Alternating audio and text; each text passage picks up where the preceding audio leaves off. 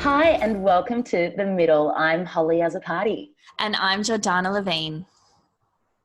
Hello, my darling. How are you? Yeah, I'm really good. Well, I'm good. I'm sort of okay.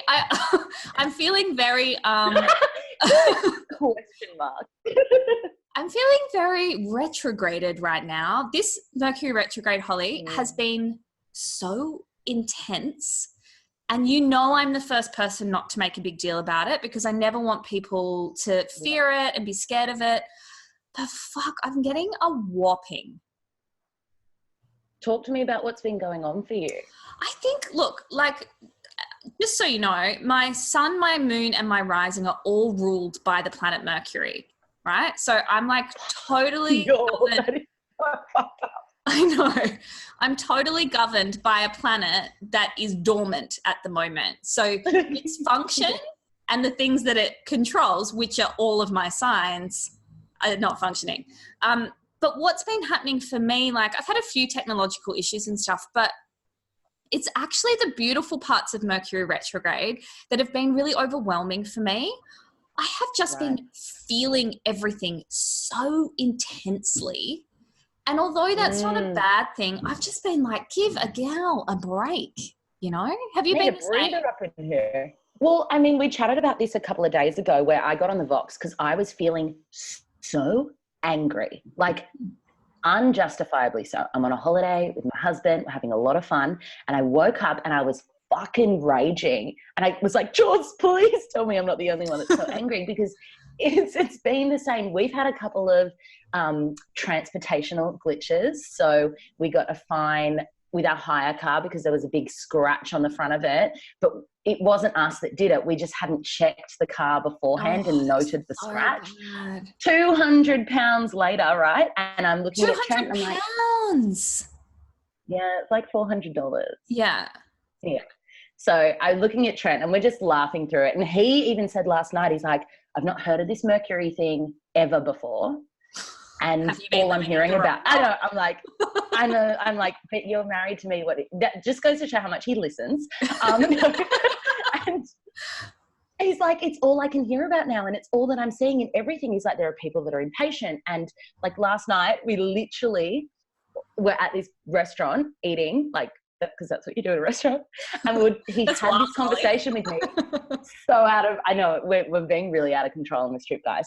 And he said that comment to me. He's like, I've not heard of this Mercury thing, and all I'm seeing now and hearing is Mercury. Next minute, the waiter comes out with this tray of drinks and the whole thing shattered everywhere. Oh. And we looked at each other and I was like, Mercury. That's crazy. Wild. Yeah. Well, what are the... No, you go. I was going to say, what are the emotions that are coming up for you? Is it all anger or is it positives as well? No, none of the positives. It's been a lot of anger, and a lot of a lot of tears. But it's all stuff that was inside. It's not coming out of nowhere. It's all stuff that was inside of me, and Mercury is just forcing it up and out. So instead of trying to push it back down, I've just allowed it to come out. And in saying that, my intuition has been so magnified. I've had the most incredible intuitive downloads in the last week that I've just had to kind of take the shit with the good, knowing that I wouldn't be getting those downloads without all the other stuff that needed to come out and make space for it. So it's just been full on. And I've thought to myself, I was saying to my mum the other day, I'm like, what about all these people walking around, not the people that listen to this podcast, obviously, but all these people walking around having no idea what's going on, thinking they're going crazy. And you would think you're going BANANAS. It's been so overwhelming. A lot of people I haven't had this issue, but a lot of people have been saying they haven't been able to sleep. One of the things I've really noticed, and so I've been very careful when I'm driving, I can't tell you how many times cars have almost hit me, and not because of my driving, but I just cars coming out of streets as I'm coming down the one road and looking like they're just not going to stop, and me having to be beep you know, and I'm not. It's so Final Destination. It is. Yeah, yeah. That movie's really scary. I can't do those movies anymore. No. But yeah, I feel it. I'm with you, girl. And I know that a lot of our listeners have been experiencing it too. And I love that it's like the month that we're like, we're not doing weekly readings anymore. Go hither on your own, dear children. And now we're like, what the fuck is going on? Yeah, but I actually think it's good because this is a time you really need to navigate for yourself. And I have to say, even as someone who does a lot of self-work, I've learned so much about myself in the last week. And I really hope that people at home have takeaways from whatever they're experiencing. Yes. And if you can't see it now, then once the retrograde's over, I think it's the 30th or the 31st, we go forward again. Then reflect back on it because it's so important. That's what all of this is for. It's what it's all about, you know? Mm-hmm. Yeah. But enough about that. Oh, no? Oh, no, I wanted to say there's more about that. Okay. What Mercury teaches me when it's in retrograde is to just be more patient and take time with things. So we caught a flight a couple of days ago and most people will be like, oh, don't catch flights in Mercury retrograde, whatever, you're going to miss it. Or it was the most easy, convenient flight ever. We left plenty of time to get to the airport, like an hour extra because I said there might be traffic. You don't know. We're going to get held up. And that's when we got pulled up on the scratch on the hire car. So we did actually get held up a little bit, but we had so much time. It was all very easy. The flight was one of the best flights I've ever had in a tiny regional plane. And it was fine. And that was during Mercury retrograde as well. So, you know, it's not all doom and gloom. There you go. No, it's not. It's just about being conscious that it's going on and like you did, like making extra time to do things. And, you know, I had a few contract issues. I've had a few arguing with clients that haven't paid me. And it's just about, if you're listening, you know who you are. And it's just about staying on top of it and also not letting it slide, like standing in your power and going, no, you know what, you owe me money and this is how much you owe me. And I want to be very clear with my communication over this and just bringing extra attention and awareness to things, basically. That's what it is. That's what it is. But how is Ireland? How is Ireland? Ireland. I do a better Irish accent than I do Scottish. Kind of sounded a bit American. Was that good? No. That's what Trent said. I'm like, no, but they roll their ass here. We arrived in Dublin 2 days ago, and Dublin is so different to Scotland, and I didn't expect this because they're so close. And I'm sorry for any of our Irish listeners or Scottish listeners that take offense to that. I'm just, you know, as an outsider.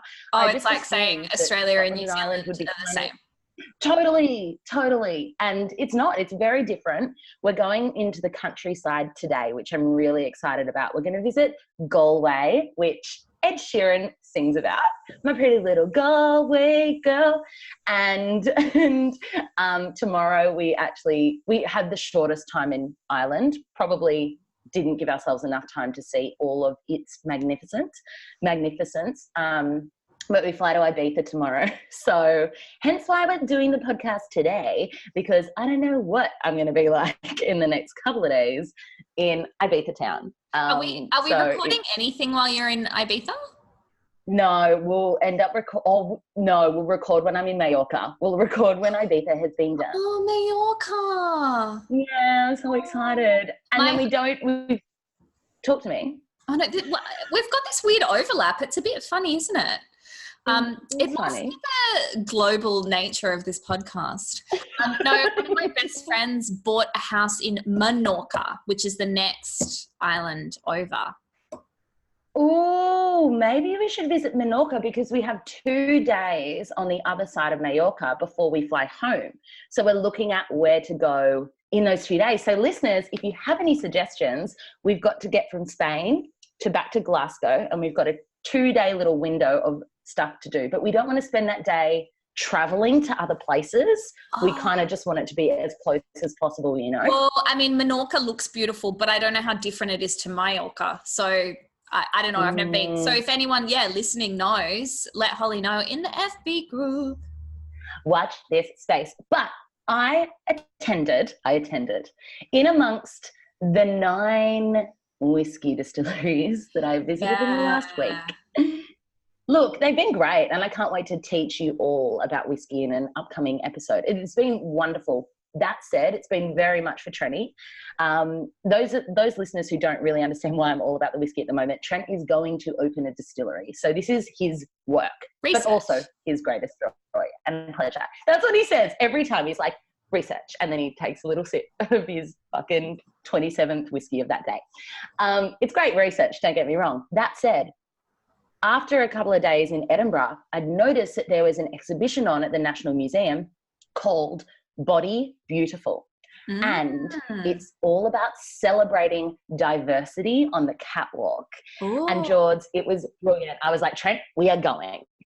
And we went. It was a small exhibition. It was actually, I was so excited for it to be this big thing, but it was run by, I think, a couple of university students. And it basically explored diversity in beauty through the fashion industry, obviously.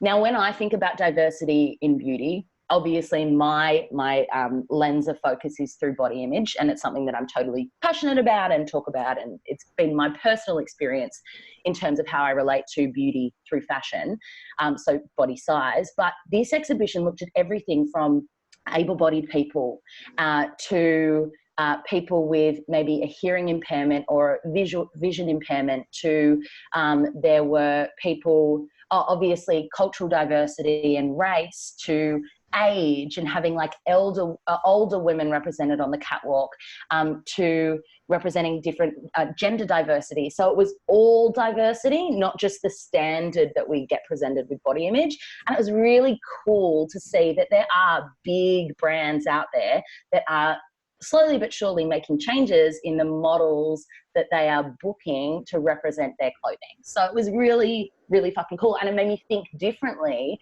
around beauty as, beauty as a concept, because a few things, it's not just in fashion, right? And yes, that is a huge way that the media presents what is deemed as beautiful to us through fashion, through advertising, through media, through the models that they use.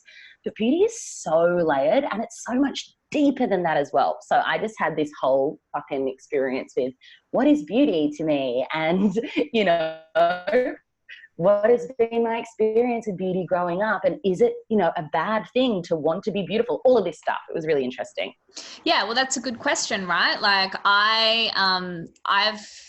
look, I've got a lot to say about beauty, because I can find beauty in the ugliest of things. if you love that time. Yeah.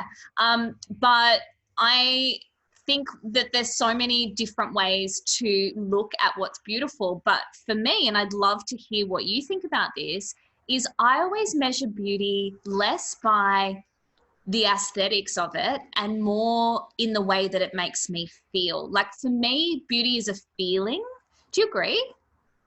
Girl, couldn't agree more with you. Beauty is a feeling. It's kind of like everything that we teach. It's, what is the concept that you are seeking, and what are the feelings associated with that concept? Because truly we have it in all of us to feel beautiful, and that's what it is. It's to feel beautiful. But what is that for you? And I read a quote in the exhibition which was about something along the lines of, we are all born without any judgment to ourselves or what is beautiful and what isn't. Like, it's totally conditioned in us as we grow up and go through life, our experience with this concept, which is really fucking cool, because it means that we can recreate it, and our brains are malleable. We know that we can rewire them at any time. It's not like you get to a certain age and you can't change the thinking mechanisms up here. So when in the context of beauty, it's okay, what have you been taught your entire life? What do you agree with? What don't you agree with? And what are the feelings that you're seeking, and how can you rewire those? That went really deep, really quick, and I apologize. No, I don't even think that's super deep. I just think it's, a different way of framing what you deem to be beautiful. But what you touched on before was this idea of almost like the guilt around wanting to be perceived as beautiful. And I've gone through this real kind of like battle with it, where in my 20s, you know, I cared a lot more about myself aesthetically. And then I kind of got to a stage where I was, you know, like, embrace yourself for who you are. It doesn't matter what you look like. Don't put all this effort into yourself. And then I was like, well, hang on, I like putting effort into myself. And I like making myself look beautiful. It makes me feel beautiful when I can look beautiful. And I don't think that makes me superficial to want to appear beautiful to other people and for myself. And you're frozen. Oh no, you're frozen.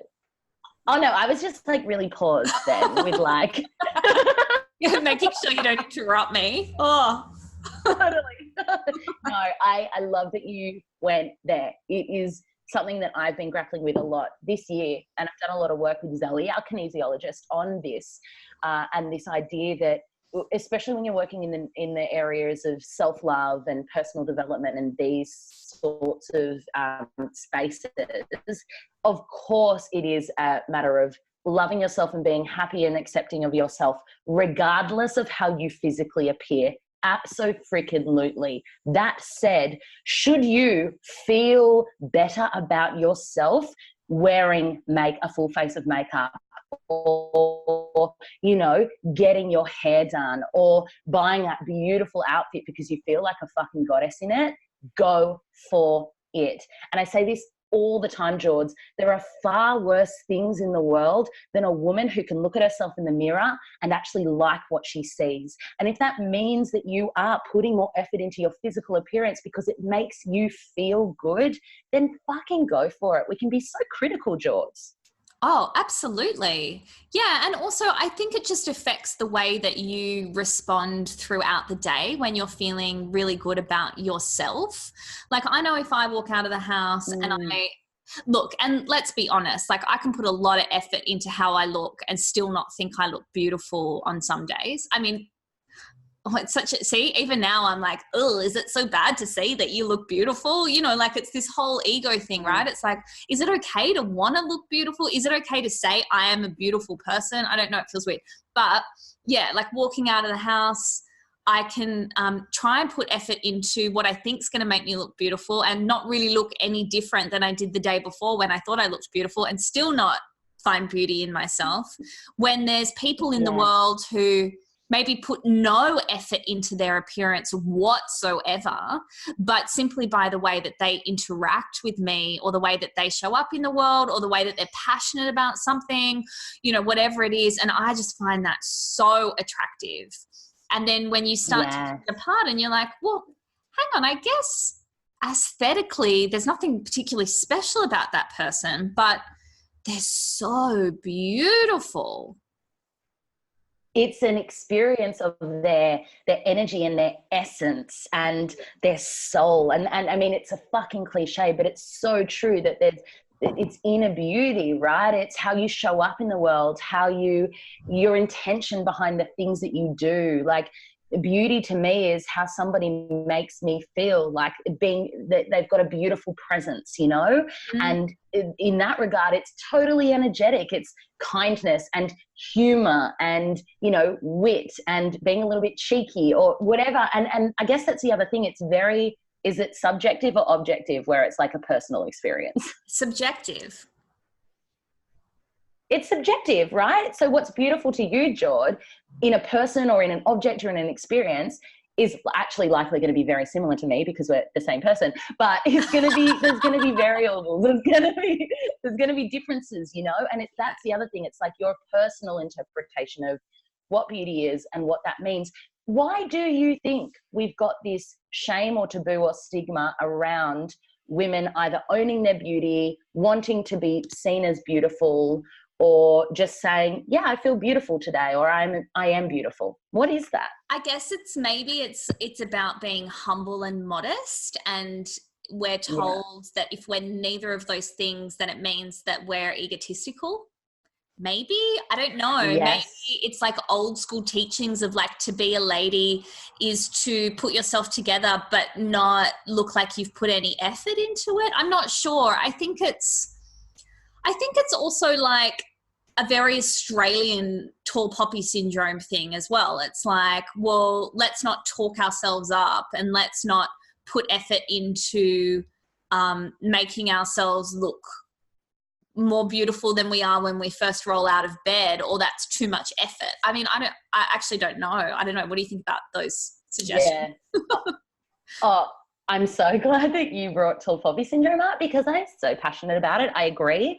I feel like if you stand out too much, or if you own your light in whatever way that is, be it your intellect, be it your wit, be it your physical beauty, be it whatever, then, let's cut that person down. There's a lot of judgment, especially in Australia, around people who shine too brightly, which, disclaimer alert, you can't shine too brightly. Like, our whole purpose is to be here and shine. But that has been my conundrum this year, George, is any time throughout my entire life, like I've never, it's, whew. So the last, I'd say for maybe 20, I was like, well, this might come as a surprise to a lot of you, but for maybe like the majority of my life, I've not considered myself beautiful. I've been really averse to, if anyone called me beautiful, I'd get quite defensive and be like, no, I'm smart, or no, I'm funny. It's like, no, don't call me beautiful. No, I'm more than that, right? As if like to be beautiful, it lacks substance. And so I've been very dismissive of that anytime anyone's given me a compliment that's anything to do with my physical appearance. And that's led to me energetically self-sabotaging my appearance. So showing up not as my most beautiful self to make other people, women or men, like men not look at me and women feel comfortable around me. So, if it's not wearing makeup, even though I've got a fucking breakout that day, and I actually would feel better if I put a bit of makeup on, but I don't want to make anyone feel uncomfortable around me. So I better like dim my light in that regard. And that stems back to, it's fascinating. I've done a few sessions with Zoe on this now. My mum was actually a beauty queen. My mum was Miss Northern Beaches. And so her experience of beauty through a very different lens has been what I have absorbed. And that is a superficial level of beauty, but that doesn't mean that has to be my experience. So that's what I'm working on rewiring now. Yeah, it's so interesting, isn't it? It's like this whole, especially in Australia, I know I keep bringing Australia up. I'm sorry for not mine, they're ours, Holly. We share them, our international listeners. There was a reference today. I asked a question about my other podcast, and someone was like, oh, sometimes when you interview people, it's just really irrelevant to me because I'm not in Australia. And I thought, oh God, that's so interesting. People must hate our recos. Yeah. They're all Australian recos. Anyway, some food for thought. Yeah. In Australia, I was going to say, there's this big thing around natural beauty. And I don't mean like non-toxic beauty. I mean, just being your natural self and waking up in the morning and having, effortless hair and like beautiful skin. And that's just you and the girl next door. And if you're anything more than that, well, then it's not real beauty, right? Do you feel that here? Totally.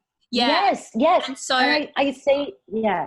Oh, sorry. I was just going to say, I really noticed it in Byron because, in Sydney, it's a city, and like I used to work in an office and we'd do our hair, we'd blow dry our hair in the morning and we'd put makeup on. And when I was in magazines, we'd wear heels to work and like nice dresses and like all this thing.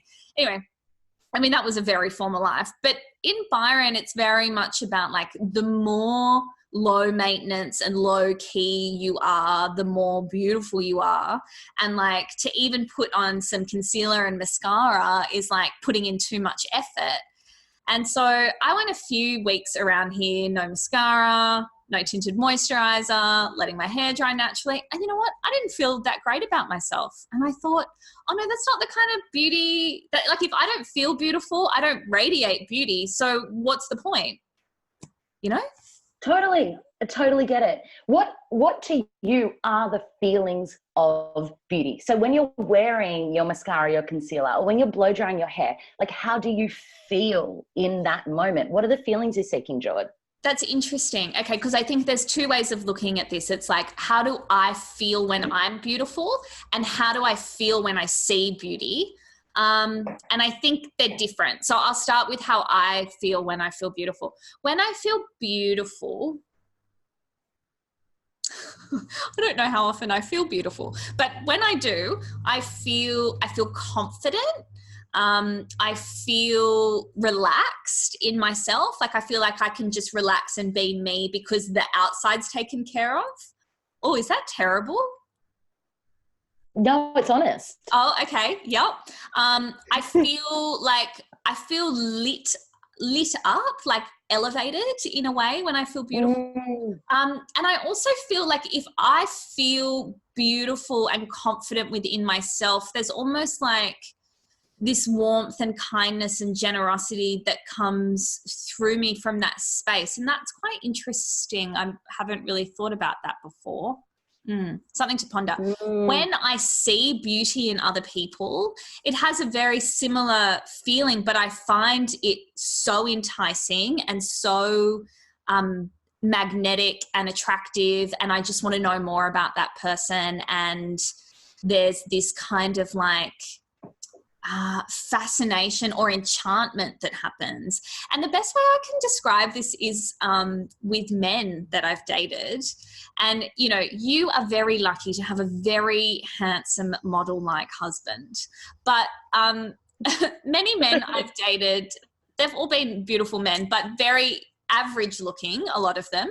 But as soon as you fall in love with them and as soon as you find out more about them and you start to get to know them better, they are the most handsome men you have ever met in your life, right? And that's like just when you get to know everybody else. I mean, I guess it's different when it's strangers or when it's, you know, whoever, but you can spend 5 minutes with a stranger. I met this woman at a friend's baby shower a little while ago. And I mean, I think she's so beautiful because I got to know her as a person. But on paper, you know, very girl next door, nothing Margot Robbie about her. But her energy and her the way she interacted and the time she took to listen to people and the way she sort of touched people gently on the shoulder and her generosity, it was so enchanting and so beautiful. And that's what beauty is to me. It's the way it makes me feel, whether it's my beauty or someone else's. How about you? Over to you. Girl. Oh, pass the mic over. I have had a similar experience when I was in Byron recently, and I was speaking at an event, and one of the speakers came up to me. She's so beautiful. And she came up to me. She's like, Hull, I know you've just got out of Vipassana. Like, we just met. And she's like, here's my room key. Go take a sleep. Miss the next speaker. You need the sleep. You need the rest. And in that moment, I just fell in love and was like, this isn't the woman I fell in love with. This is someone else. And I was like, we're not even going to go there this episode. And I was just like, you are so beautiful. Thank you. Like, that act in itself was just so beautiful and kind. And I spoke to Trent about her recently, and I was like, she's just so beautiful. And it's got little to do with how she looks physically, right? Yeah. But when I feel beautiful, whether I've got my hair done, full face and makeup, like, it's kind of, it goes either way for me. It can be like, when I went to the wedding, I felt really beautiful last week, but also there are days where I wake up and I'm like, yeah, I'm feeling myself today. And it's usually like what you said, George, that confidence. And I feel like confidence is a biggie, and maybe something we can talk about in another episode and dive deeper. It's a confidence in knowing who you are, being unashamed to stand out. I think being seen and standing out is a big part of this conversation, rather than like being in the sidelines and hiding. So shining and just being like, just unapologetically yourself, right? That's kind of what beauty feels like for me. But I want to make a point here and say that, especially when women jump on the self-love train, and I know this conversation also lends itself to body love, but that's a different conversation entirely. We'll talk about that deeper in another episode. But this isn't body image. Yeah, this is, different chat. But when it comes to beauty in the context of self-love, a lot of people can kind of get it twisted and feel like, you know, the aim is for me to wake up every day and feel beautiful and go about my day, every single moment of every day, feeling beautiful in my skin. If that is setting yourself up for failure, like, all of us have, you know, likely as many kind of not so beautiful days as beautiful days. And that's just part of the yin and the yang of the human experience. I mean, if you're waking up every day and looking at yourself in the mirror and being like, I am fucking beautiful, I bow down to you. Like, that is the goal, right? Yeah. But also it's not necessarily likely. So when George, you were just saying before, oh gosh, I don't know how often I feel beautiful. You're like, is that a bad thing? It's like, no, that's an honest thing. Like that is common for a lot of women. It doesn't make you a bad person. You're just that's your experience, right? Yeah. And I think on the reverse side, like, it's really okay to wake up and think you look fucking hot today. Yes, and it's okay to want to look hot. and that is a feeling, because one day you'll look in the mirror, and again, I'm not talking about body image, but one day you'll look in the mirror and think, I look beautiful today, and the very next day, like nothing much could have happened in 24 hours, you'll be like, what am I? Who am I? What is this? You know? Yeah. So it's subjective, and it's got to do with hormones and what you're feeling and what Mercury's doing and the humidity. Everything external, what your parents were like, the humidity, how your hair's looking, what your parents were like with beauty growing up, even the fact that my dad was a musician and surrounded by dancers his entire life, like I grew up watching these like beautiful specimens, performers, like constantly, and the comparison that I had with that, like, it's who you surround yourself with, it's the people that you follow on social media. Like, we've got it coming at all angles. And that's a really good point. It's just about us being. Oh, sorry. You go. This Zoom's a bit funny. Oh, you guys are so sick of me talking the technical aspects of it. But because Holly's in Ireland, where she's seated is like the only like 30 centimeters of the space she's in that has Wi-Fi. That's why the connection's a little bit funny. But anyway, it's fine. No, I was just saying, like, social media, like, it's so interesting, isn't it? Because I've had to really unfollow people that make me feel less beautiful. And that's not them being more aesthetically beautiful than me, but it's them addressing the importance of, or like being inauthentic in their own beauty, or if I don't find their essence beautiful, like because this is the other thing, right? Like, there's so many people who are physically, aesthetically beautiful, but are the ugliest people in the world. And I will see that the minute I see that ugliness within them, I can't see them as anything other than gross or, you know, like horrid people. Horrid. So horrid.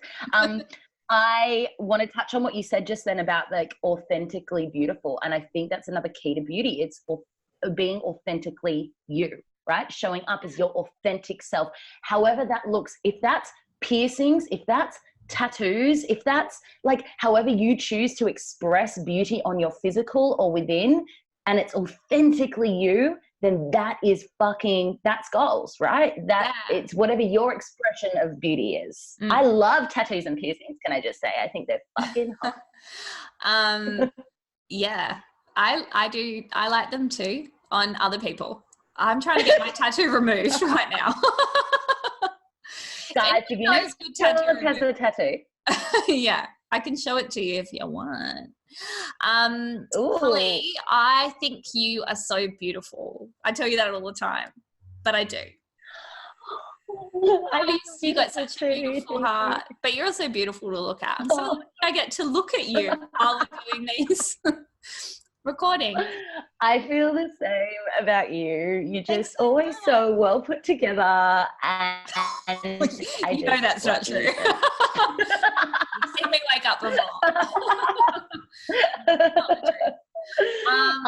Guys, we'd love to continue this conversation in the Facey group. What is beauty to you? When do you feel most beautiful? Actually, there's a question for you, George, to end the conversation on. When do you feel most beautiful?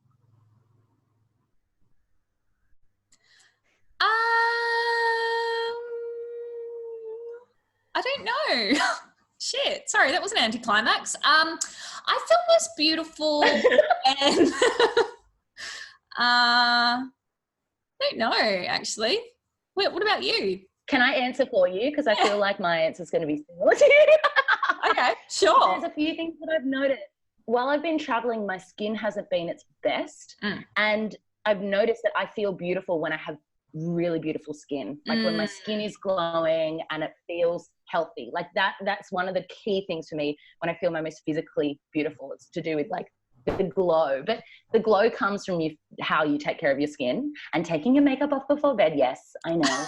And also the glow from within, right? So it's both of that. The beauty, when I feel beautiful, it's about that glow. And I feel very on purpose and very fucking just, I'm doing a hand signal if you're watching the video. That's what I feel beautiful. Aligned. As you were saying all of that, sorry, it didn't come to me before, but to be honest with you, there's two situations where I feel the most beautiful. One is when I'm right in the thick of holding space and presenting some sort of teaching. So when I'm like doing lunar nights and I'm feeling the energy channeled into me and I'm giving it out to other people and I can see the way that they're receiving it, that for me, I just feel so glowy and it's that alignment feeling. And also like, I feel really beautiful when and it's not because of the other person, but when I'm in really intimate moments with a partner, and they're seeing me, and I feel seen by them, I feel really beautiful then as well. Yes. And it's not because I need them to see me. That's a really good one. But it's just feeling seen and being seen, and not from a place of external validation, but from someone seeing you for who you are. That's when I feel most beautiful. Yeah. When someone can receive my authenticity. Girl, we're ending on that note because that was beautiful. Oh my God, thank you. And also when I get my hair done. Okay, that is self-care, can I just say? Fucking everyone go book a blow dry right now. No reason to, other than it makes you feel good, right? We've got to do more of the things that make us feel good. And if that's in our physical, so be it. Actually, on that, our recos are all themed around beauty today for this episode, which is fun. Joel, and actually your Teach Something New is also themed around beauty. This is such a fucking fun episode. So Joel, what have you got for us today? Well, I've got some interesting ones. The first one, everyone's going to be like, I don't know if that's about beauty. Okay, so it's a thing called a Shakti mat. What the fuck? Okay, so it's called a Shakti mat, also called a bed of nails. But this is what it looks like. Shut the fuck up. Basically, so if you're listening on the podcast, I suggest you go to the YouTube. It's basically a mat like this. And these, I'm going to bring it really close to the camera. These are like little spikes, see? And they're very, very, very sharp. And you lie on it. Like you take your clothes off and you put your bare skin on it and you lie down. And it's like lying on a bed of nails. But what it does is it accesses all the acupressure points in your back. And it's based on the whole idea of the Indian bed of nails was to hit those acupressure points. So there's thousands of spikes on the mat and it applies pressure to the skin and muscles. And what that does is all the blood starts to rush to those acupressure points, and it supports circulation, relaxation, mental clarity, and overall well-being. So the reason I bring it up in the beauty episode is I lie on my Shakti mat. I try and do 30 minutes before I go to sleep. So I'll hop into bed, lie on it and read my book. So I have to hold my book up here and get about 30 minutes of relaxation on it, and I fall into the deepest sleep after it. It's also really, really good if you get tight shoulders, which I do, and you get pains in your back. If you've got chronic back pain, this is amazing. But honestly, for sleep, I think it's one of the best investments I made. It's a New Zealand company, but they have an Australian website, so they send them to Australia. I think it's like $69 for a mat. They come in different colours. They're made in India. They've got like these, I don't have one, but they've got like these neck pillows. So like it's foam that's rounded and the needles go across like that. So you can like have one for your neck. But I also sometimes roll this mat up into, wow, you know, like a roll and put that under my neck, and it releases all the tension in my neck. It's honestly one of the best investments I've made. The first time you use it, you're like, how could I lie on this for more than 2 minutes? So I always suggest when you first get it, wearing a really thin t-shirt just till you get used to the spikes. But after a while, I mean, I've fallen asleep on it before.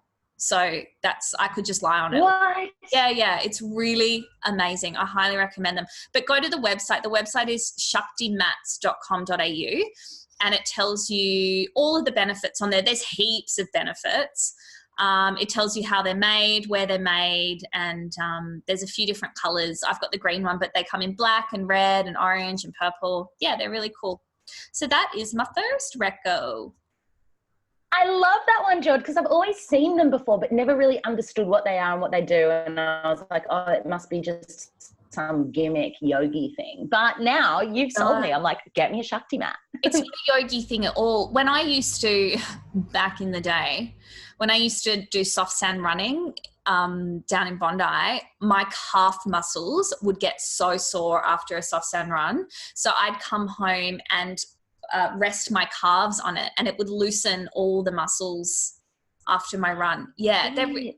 I got to get one for Trenny. He's always so tight in his back and his hamstrings. Yeah, and especially with things like F45, like, you know, when you're like, God, it's been so long since I've done weights. I don't even remember what that's doing these ones. Yeah, and then like this. Yeah, so it can just like unlock all that tension in the shoulders and the back. They're so good, and they're really good presents. Like, I was going to say I've bought one for no one. I've never bought one for anyone, but it is a good present. Men in your life, but also women love them too. I love that. Great reco, George. What's your next one? My next reco is actually a nail polish. And I love having my nails done. Like, it makes me feel so special. Unfortunately, today, I don't have them done. I'm getting them done in the morning. But, you know, I'm also a big non-toxic gal. And so for a really long, I never did shellac ever because it's so gross. But there was a gel polish called... it's not good. No, there was a gel polish called BioSculpt, which I think is like free of 5 of the 7 toxins that are found in nail products. So as far as gels went, it was like the best. But gel really damages your nail. It makes it really brittle. Yeah. And then when I was up here in Byron, there's a nail salon that has this new product. It's an American product that's just come out in Australia. It's called Dazzle Dry. Now, it's like a gel, but it doesn't go under the light, but it dries within 5 minutes. It's free of all chemicals. It's vegan. There's no cruelty involved in it. And it doesn't, not only does it not damage your nail, but it actually strengthens your nail. My nails are so strong. And the other great thing about it is that it doesn't color your nails. So you know how nail polish can like make your nails yellow? It doesn't. So it lasts for about 2 weeks, and it's a process. So it's like a base coat, the color, and then a top coat, and that's what makes it all work together. But you can actually buy, like if you're good at doing your own nails, you can actually buy the products off the website and do it at home because you don't need a light to set it. You can take it off with nail polish. Like that's the thing about gels as well. You can't take it off yourself. You have to go back to the salon. They take it off for you. Totally. But I think I know they have it up here, but I'd say more and more salons around Australia will be getting it in. And if they don't, tell your local beauty salon about it and get them to get it in because like I said, it's free of chemicals, it's vegan, it stays on really well. The color selection is amazing. And not only does it not damage your nail, but it actually strengthens your nail. Fucking brilliant. And do you know what I also want to add to that in terms of removing nail polish? The natural way to do it is lemongrass essential oil. Pure lemongrass essential oil is a nail polish remover. You've got to use a fair bit of it, but it gets everything off. Really? You're kind of scrubbing. You are kind of scrubbing, but it's not fucking acetone, which is great. So I'm happy to do a bit of a scrub. I mean, this is why I never have my nails done because it's so hard to find something that's natural and you know, isn't fucking chemicals or people making my cuticles bleed. So this is an exciting reco for me too, George. It's really good. And if Dazzle Dry wants to send me some money for no, I'm joking. But that was a good plug for them.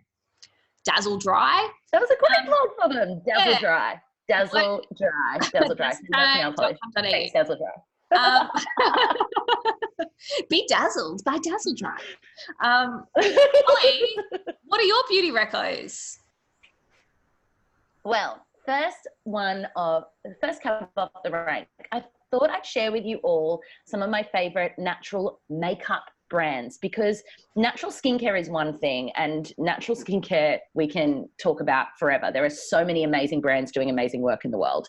But what I thought I'd share with you guys are some of my natural makeup staples, brands that I love using and the products that I love using from their ranges. So the first brand that I'm going to talk about, I'm sure many of you are familiar with, is Inica and Inica Organics, and they do an entire range of makeup, but the main products that I use from Inica are their foundation. So if you're looking for, this is where I'm like fucking not the best brand ambassador, if that's what we want to call ourselves here, beauty bloggers.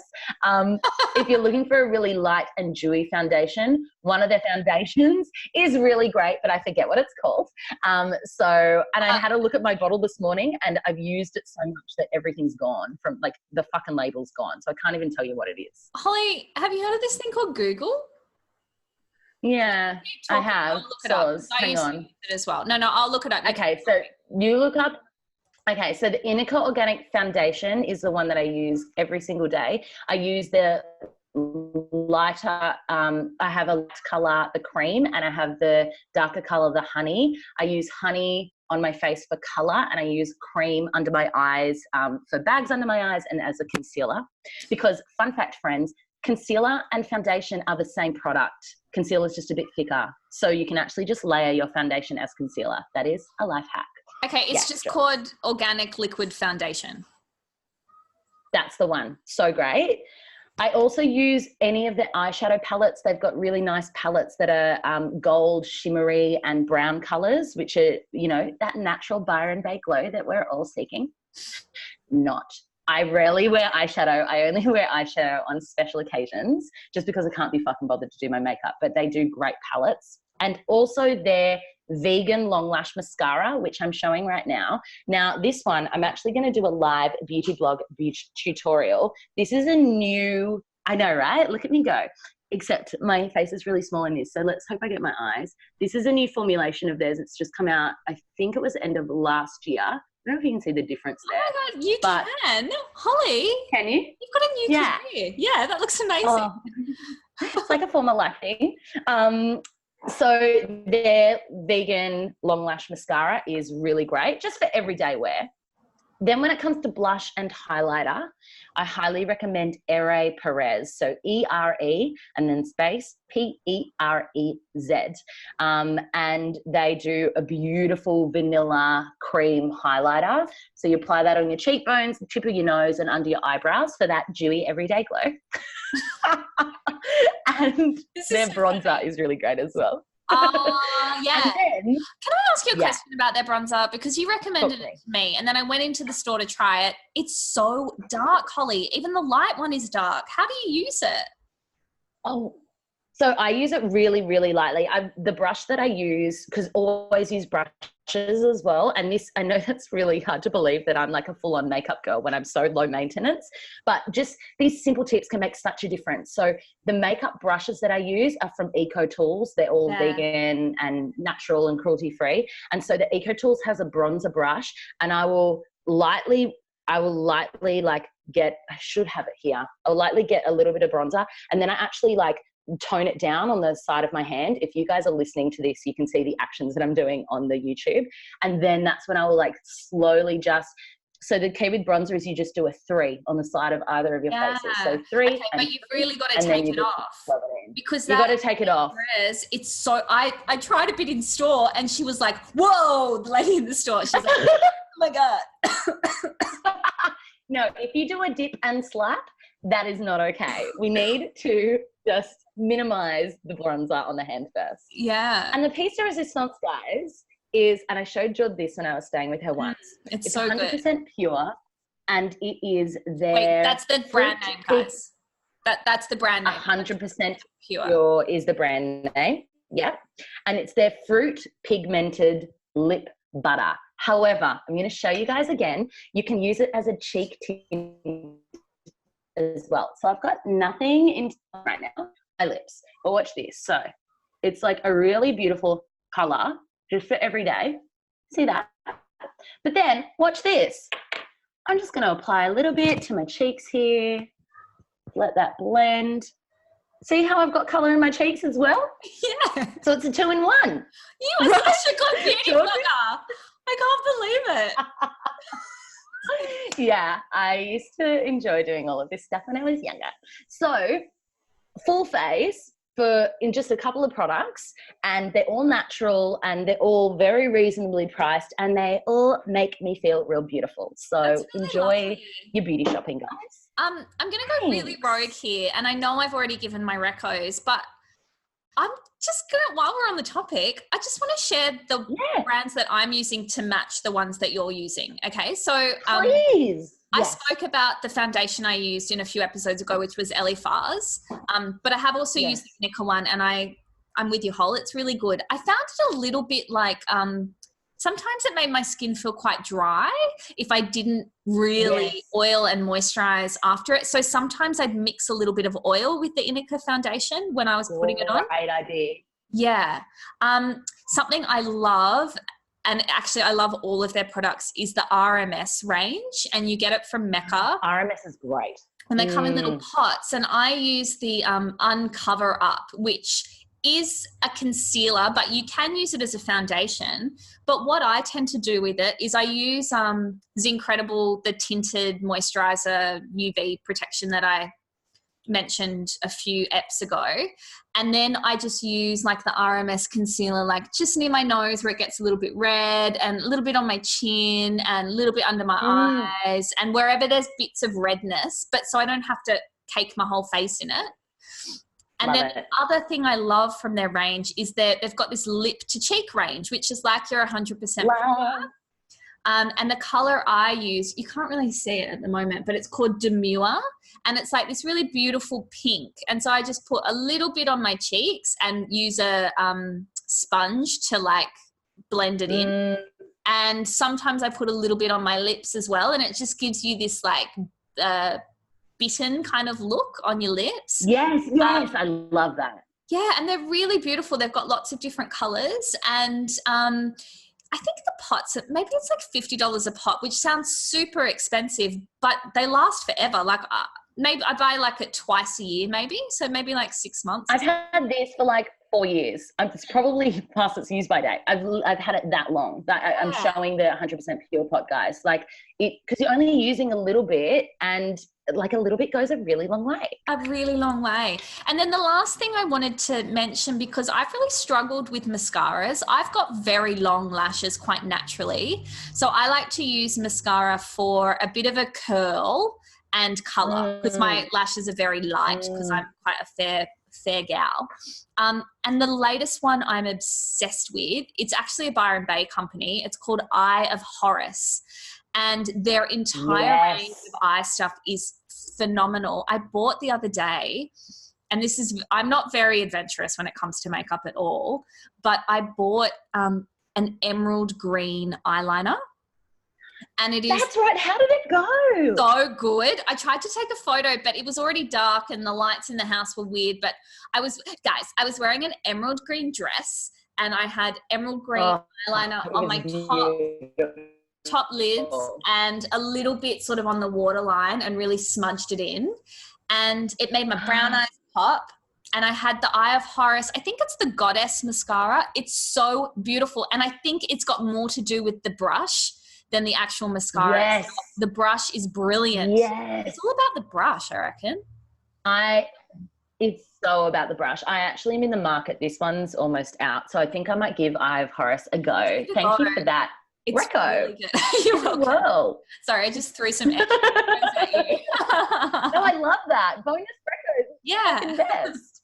So my second reco is a practice that it's relatively new for me, and it's something that I've heard about for years and years and years. And I only gave it a nudge recently because I was gifted one of these products that I'm about to recommend. I know you're all on the edge of your seat. I'll just fucking come out and say it. So I'm talking about dry body brushing. Now, the dry body brush I use is from a brand Eco Coco, ECOCOCO. But you can get them from the Body Shop or health food stores. And they're literally what they sound like. They are a brush that you use on your body. Now, there are a number of reasons that people use dry body brushing. Apparently, it's great for something known as lymphatic drainage, which I'm not an expert on, so I'm not even going to comment on. The reason that I use it is it's a way for me to get in touch with my physical, literally in physical touch. And that's really important, especially as women, when we're so disconnected from our bodies, to be able to stand naked, because yes, you would dry body brush before you get in the shower. It's a really beautiful practice in that way because you're connecting with yourself physically. But the brush itself also, it acts as a smoother, that is the technical word, for your skin. And when I started to use my dry body brush, I cannot tell you, Jord, how many people to this day comment on how smooth my skin is. Like if they touch my arm or whatever it is, they're like, oh, or like even when my legs are out, they're like, God, your legs are so smooth.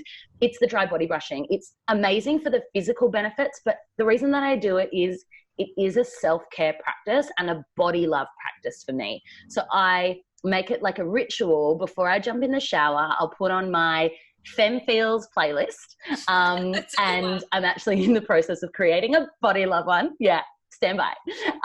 But then I also pick an essential oil that I'm feeling called to. I'm not going to talk about favorite oil brands because that can be another chat, but I'll just pick an oil that I intuitively feel called to.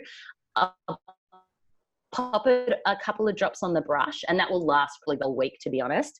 And then you work in small circular movements, which I'm showing on the video now, up and always in the direction of your heart, right? So you're always going up toward the heart. It's always in an upward motion. Ooh, I naked there for you guys. And as I said, you'll be using this brush when you are nude before you jump in the shower. And it can hurt, right? Because you're brushing your skin. It's not meant to be this like beautiful, like sensitive, tickly feel. It's like, you're fucking giving it a bit of a brush, but you become more sensitive in your skin. And what I do is I also use it as a time to repeat affirmations. So I like a beautiful, easy one is I love you, I love you, I love you. Every time like you're brushing, just like giving your body literal love. But it can be anything, like your gratitudes, whatever it is you feel. So the body brushing as a practice is my second reco to make you feel beautiful in your skin and in your physical. And it also makes you smell really good and it makes your skin really soft. So that's my second reco. It might be really nice for people, if they're going to try body brushing this week, to have their affirmation as I am beautiful. Oh, I love that much, Jord. Yes, yes, yes. I am beautiful. Give it a crack, guys. It can be. What were you going to say? I was going to say there is a time delay because you respond very much later than when you should. I'm sorry. I'm sorry. I'll try and talk over you. Like I'll preempt what you're saying, and then I'll be like, oh, technical things. Technical glitches. Anyway, enough talking by me. So we're not going to have many delays now because it's over to you, Jord. What are you recommending for us this week? Not recommending. What are you teaching us this week?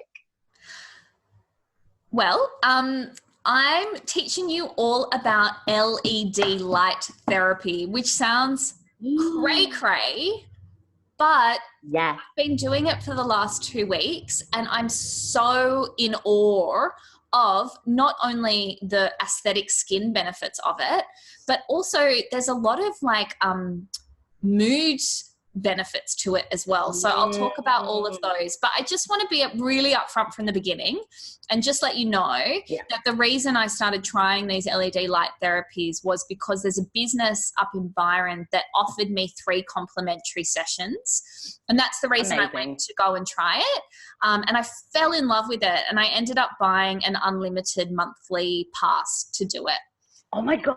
Oh, George, so good. So good. So this is my skin if you're looking at it now. And you are skin goals.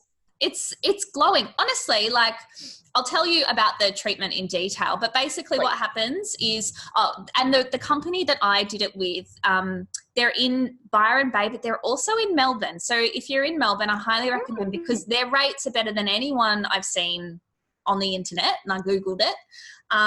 They're called Little Company. They've got one in the industrial estate in Byron. I'm not sure where the one is in Melbourne, but it's really busy, the Melbourne one.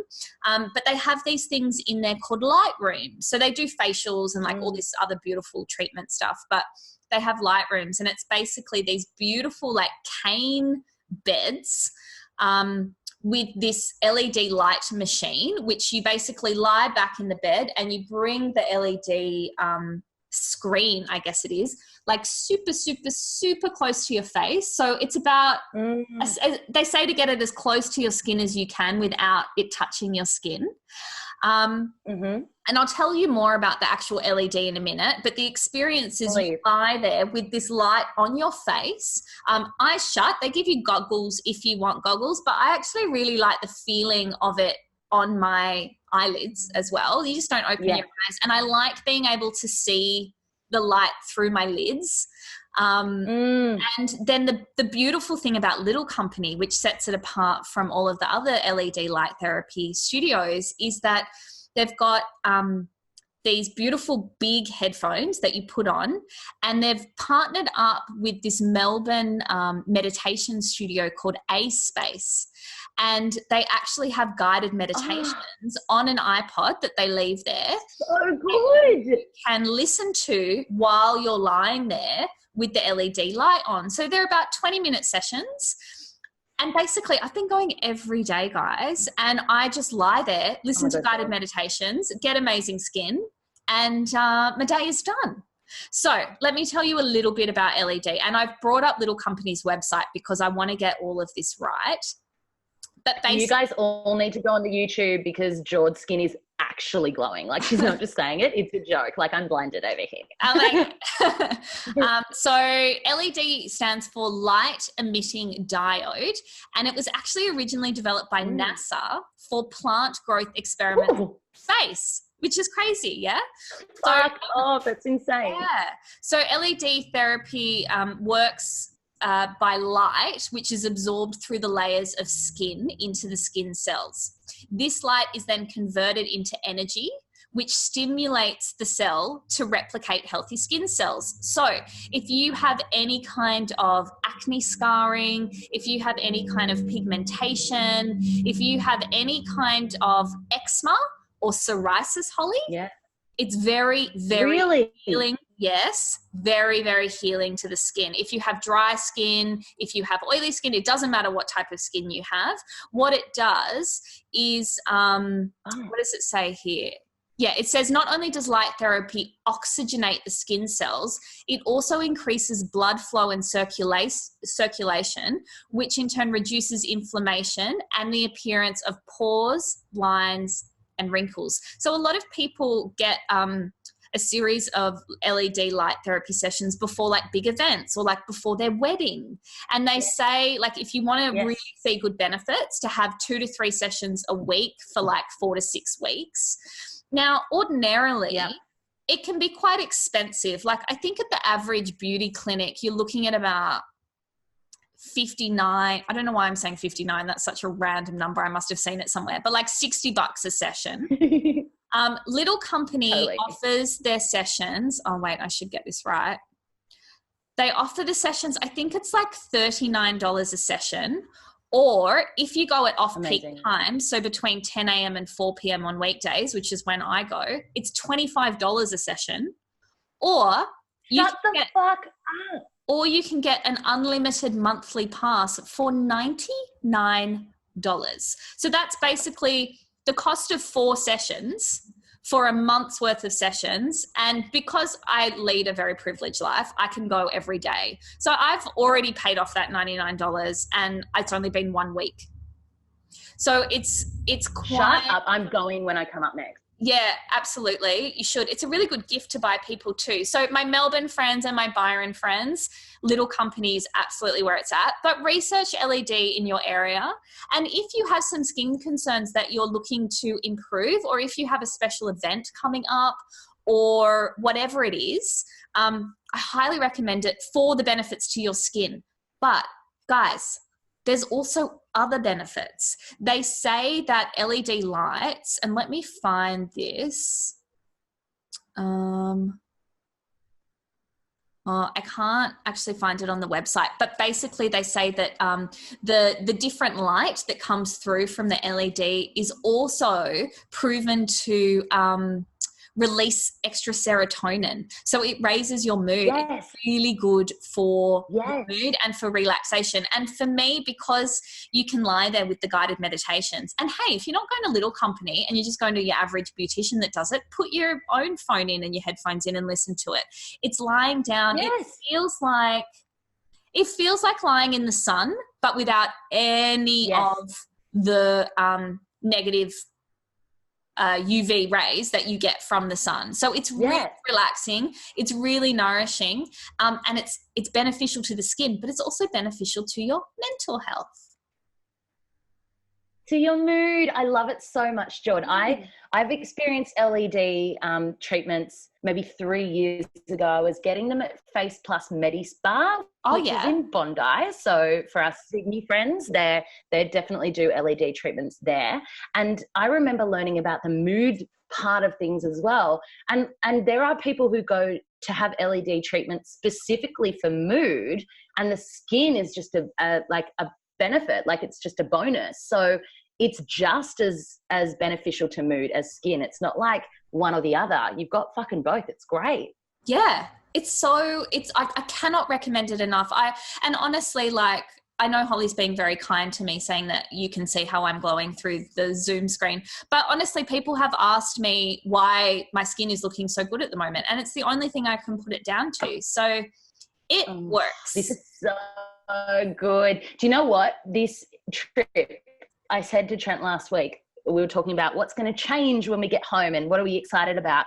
And one of the first things I said was, I'm going to take proper care of my skin because it makes me feel good when my skin is good. So thank you, George. This is top of my list. I'm going to get back under them lights. Also, I think it's so important too, because you hear about all these different treatments, and I'm not a big treatment person. Like, I'll have a massage and I'll go and have a facial maybe like once or twice a year. But when you're going to invest money into something, you want to know that it works. And I mean, look, I have pretty good skin to start with. So we weren't starting with like a terrible canvas.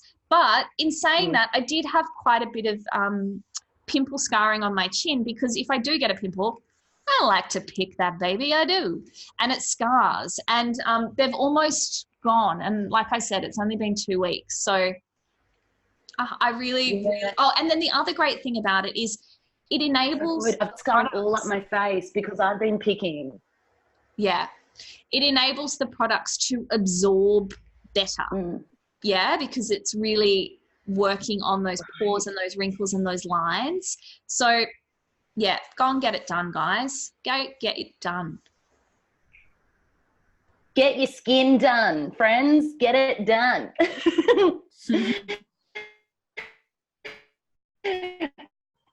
Okay. This is slightly delayed now. It's probably the right time to be at the body. Actually, you're frozen, Jord. Yeah, you're also frozen. Jord. Hello? Yeah. Yeah. Oh, Holly. This is so delayed bad. Central, and it just said my connection's stable, so I'm nervous. I feel like we need to go, because if we lose this, it's fucked. Yeah, no, I mean, the recording, it's still recording, so I'll still have it. Okay, good. I think we should try and sign off, though. Okay, I might have to sign off on my own. Yeah, let's do a sign. Am I better now? Like, hang on, can you hear me? I can hear you, but you're not moving. Oh, no. What about now? Nah. Oh, okay. Yeah, now? Nah. Yeah, now? Yeah, it's not great, though. Yeah. Let's just sign off. So it's been a pleasure talking to you, Holly. It's been so great talking to you too, George. Next time we'll be in your ear holes, I'll be in Spain. Woo! Yay! Okay, See ya. see ya.